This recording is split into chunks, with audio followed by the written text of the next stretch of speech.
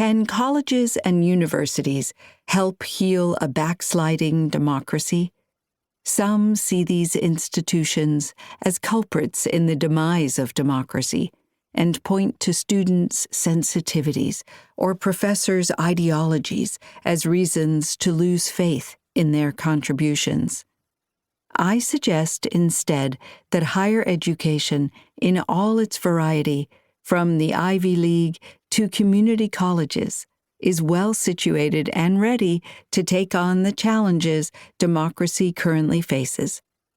This book considers the struggles over the boundaries of speech in order to make the case for the active role that institutions of higher education can take in bridging political divides and helping reverse the process of democratic decline. Colleges are laboratories in which democracy is learned, practiced, and enhanced. As students, instructors, and leaders in higher education pursue and disseminate knowledge and work to create inclusive and engaged learning communities, they seed democratic habits and practices.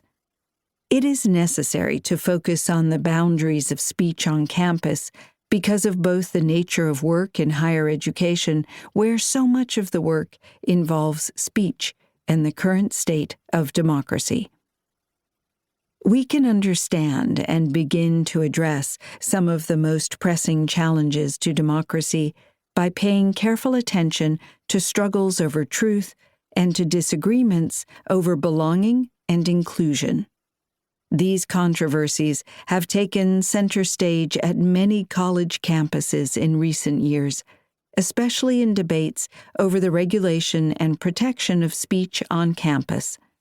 I argue that the challenges of campus speech are the result of contestations over broader societal fractures concerning truth and inclusion, and that campuses need to, in most cases, address these challenges through efforts to engage across differences, rather than as breaches to be corrected through regulation or punishment.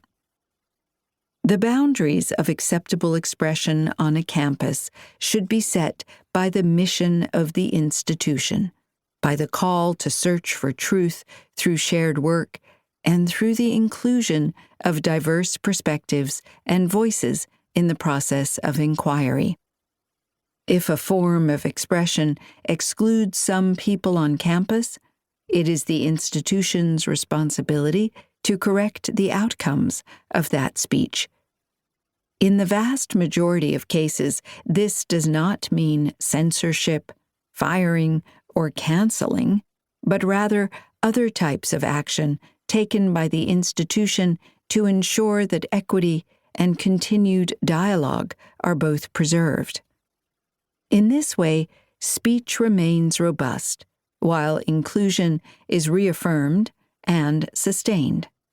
This is a modified version of the more speech response encouraged by Justice Louis Brandeis. It seeks to not simply encourage more speech, but also to place the burden of expressing, supporting, and sometimes sponsoring more and better speech on the institution as part of its educational and democratic role.